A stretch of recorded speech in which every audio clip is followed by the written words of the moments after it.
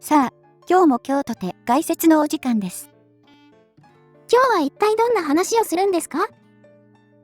今回は体罰についてです。なんか、体罰といえば、かの有名な戸塚ヨットスクールを思い出します。あれは相当なものだけど、今現在の体罰は、世界でも学校や家庭で禁止されている国が多いです。まあ、残念ながら世界から見たら、日本は今も体罰に寛容な国だと考えられており、実際、学生をしつけるためには仕方ないという意見もあるようです。まあ確かに、体罰はしつけをするのに最適だと考える人も未だにいると思います。実際、言葉よりも肉体的な罰の方が効果が高い、みたいな考え方を持つ人は一定数いますが、科学の世界における体罰は無意味であるという結論が多いです。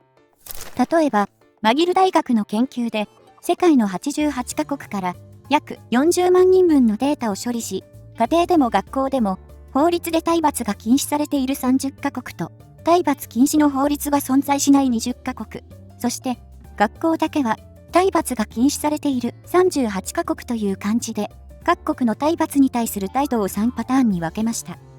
これに、各国の子供たちがどれぐらい暴力的な行動をしたかという数値と照らし合わせて、体罰との相関をチェックしたわけです。体罰調査のために88カ国も調べるなんて、なかなかに規模が大きいですね。そうね。で、調査の結果はというと、体罰が全面的に禁止されている国は、体罰を容認している国と比べて、子供の暴力性が、男性は 69% も低く、女性は 42% も低いことが分かりました。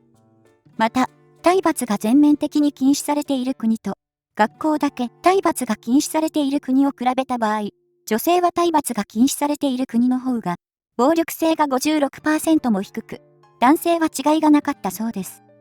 この傾向は、各国の裕福さや犯罪発生率などを調整しても残ったそうで、体罰は単に子供を暴力的にしてるだけではないか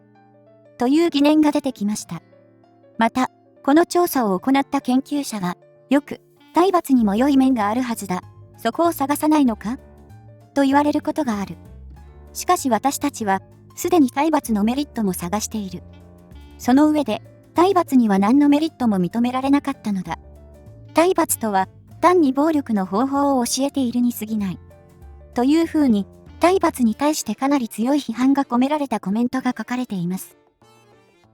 やっぱり、体罰はデメリットが多いという結果になりましたか。まあ人間に限らず、殴ったり叩いたりして制御しようとすれば、そりゃ悪影響も出ますよね。まあね。それに、身体に対する暴力の中でも叩くという行為に対しては、調査を行った研究があるから紹介するわ。テキサス大学とミシガン大学のメタ分析で、過去に行われた、子供を叩くとどうなるのかについて調べた研究から50年に及ぶ16万927人のデータを分析して、短期と長期の両面から体罰の問題をチェックしています。ちなみに、ここで言う体罰とは平手打ちのことで、悪いことをした子供をビンタで叱り続けると、どんな影響が出るのかということをチェックしています。そしてその結果は、ビンタをすると、子供を攻撃的な性格に変え、反社会的な行動を増やし、またビンタは子供にとって、身体的な虐待と変わらない影響を持ち、メンタルヘルスも悪化させるので、ポジティブな影響はないという結論になっています。研究者は、子供への体罰は、あらゆる好ましくない結果を引き起こす可能性を高める。とコメントしています。殴るなどのあからさまな行為は、体罰として、世界で減少傾向にあるのかもしれませんが、叩くという行為は、意外と体罰だと分からずに使ってしまっている人もいそうですね。ちなみに、叩くという行為の有害性を調べた研究では、147人の子供を集めて、脳をスキャンし、体罰を受けた子供とそうでない子供の違いを見ることで、研究チームは、体罰は子供の脳の反応を変えるのではないかという仮説を立てました。そしてその結果は、研究チーム曰く、体罰を受けたことがある子供は、そうでない子供に比べて、恐ろしい顔の画像に対する前頭前野の複数の領域における活性が大きかった。一般的に、体罰を暴力と考える人は少ないかもしれないが、子供の脳の反応について言えば、虐待とさほど変わらない。種類というよりも、程度の違いなのだ。とコメントしています。つまり体罰とは、教育ではなく、単なる虐待と変わらないらしいです。